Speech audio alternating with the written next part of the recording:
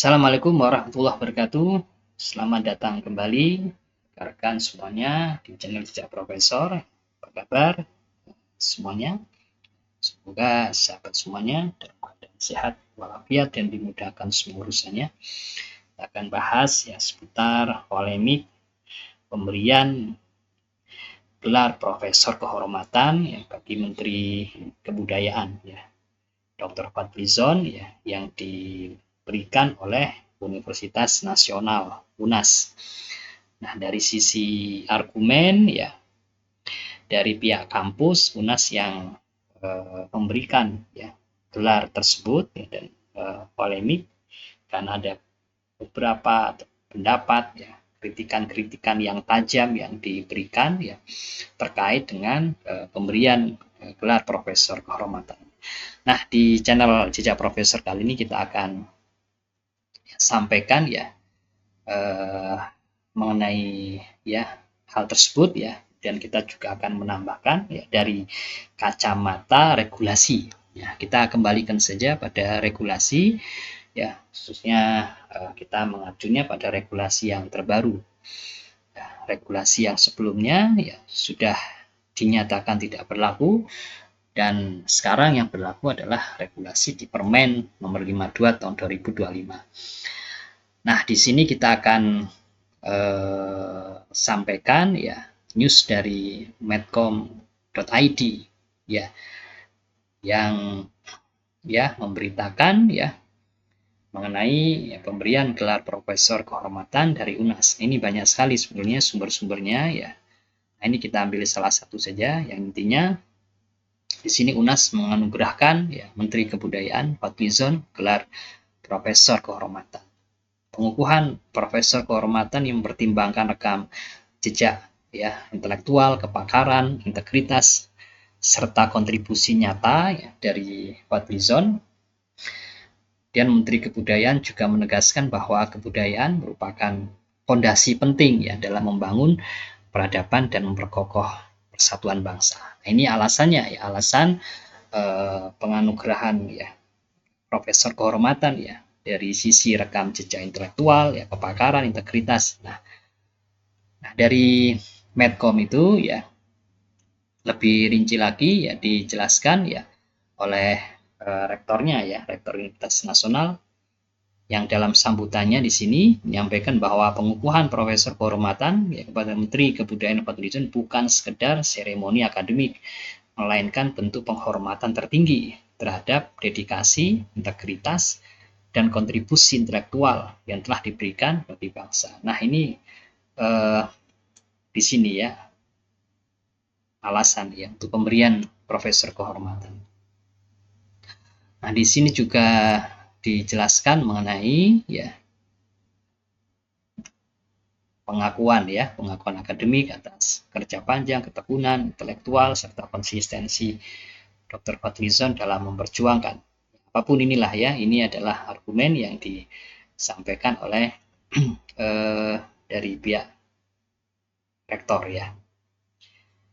Nah, di sini juga ditambahkan ya bahwa kiprah Menteri Fadlizon dalam pelestarian sejarah, penguatan literasi budaya, serta diplomasi kebudayaan nasional ke internasional menunjukkan keselarasan yang kuat dengan nilai-nilai Universitas Nasional yang diwariskan oleh Sultan Takdir Ali Syahbana, salah satu pendiri Universitas Nasional. Menurutnya, kontribusi tersebut telah melampaui batas sektoral, administratif, menjangkau dimensi akademik, sosial, hingga peradaban global.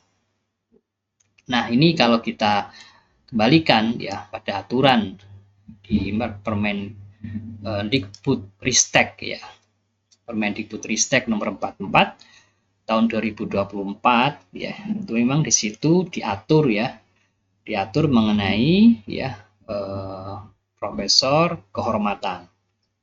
Nah, di sini ada persyaratan-persyaratannya sebagaimana diatur di dalam pasal 42. Begini penjelasannya dalam pasal 42, Profesor Kehormatan harus memenuhi persyaratan ya kualifikasi paling rendah doktor terapan, spesialis atau kompetensi yang setara dengan jenjang 9 pada KKNI.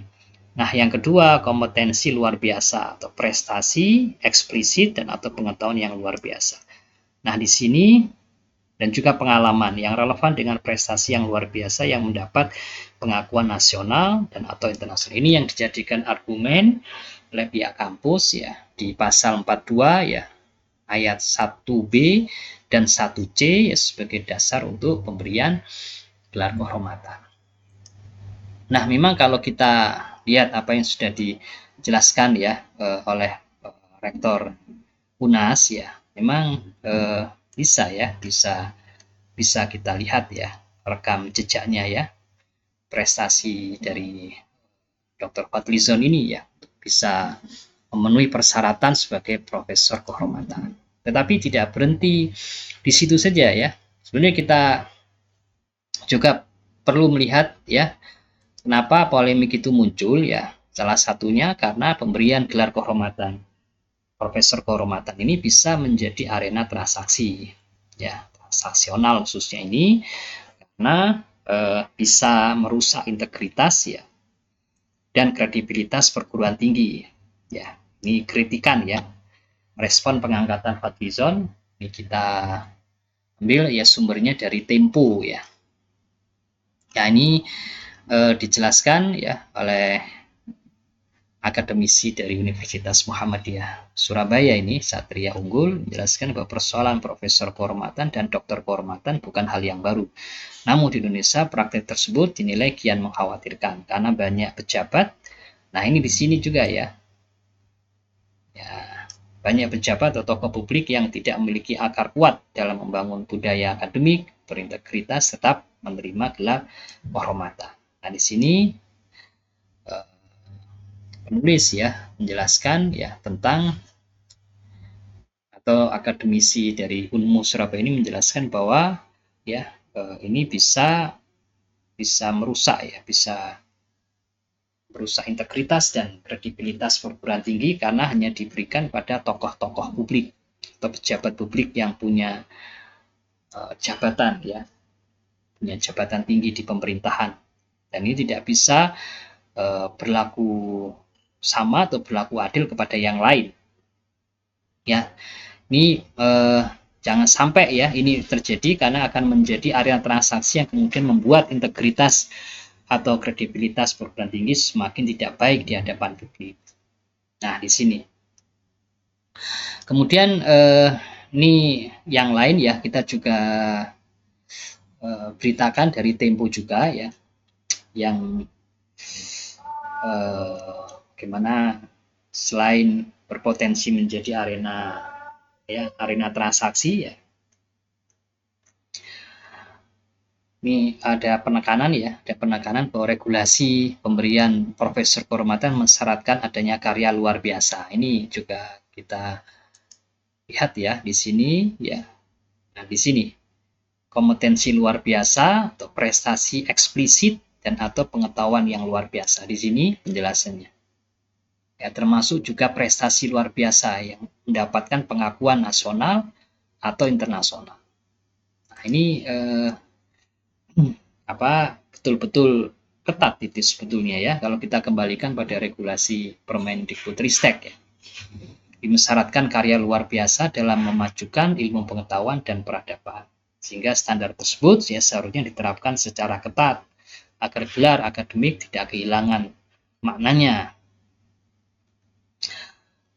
Nah, kita akan coba terkait dengan hal tersebut ya, kita selain mengacu pada Permendikbud ya Ristek, ini sebetulnya aturan atau regulasi yang lama ini ya, sebetulnya regulasi yang lama. Saya juga tidak paham ya kenapa dari pihak rektorat itu masih memberikan gelar profesor kehormatan ya ketika regulasi yang lama ini Permendikbudristek nomor 44 sudah dinyatakan tidak berlaku.